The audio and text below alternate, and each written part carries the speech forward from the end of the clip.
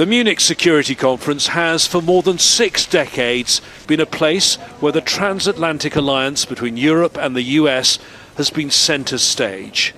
But less than 4 weeks after President Trump took office, there's great unease and a recognition the world has changed, probably permanently.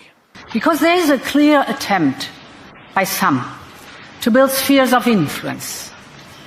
Competing visions of the world order are leading to a more transactional approach in global affairs.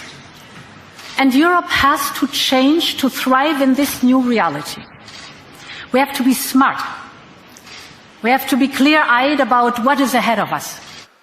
For Ukraine's President Volodymyr Zelensky, this is a time of real uncertainty.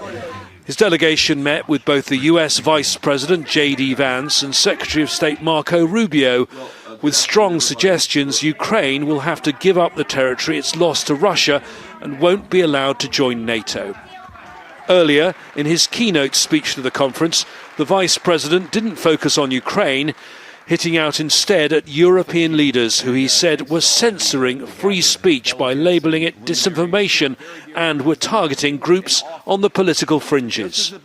The threat that I worry the most about vis-a-vis Europe is not Russia, it's not China, it's not any other external actor. And what I worry about is the threat from within, the retreat of Europe from some of its most fundamental values, values shared with the United States of America. There is a broad recognition that Trump's approach, even more transactional and forceful than in his first term, may change the face of international relations forever. Well, it's a new style, no doubt. And I think in Europe we have to adapt to that new style.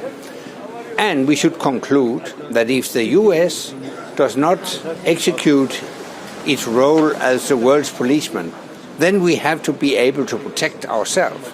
We have to invest much more in our own security.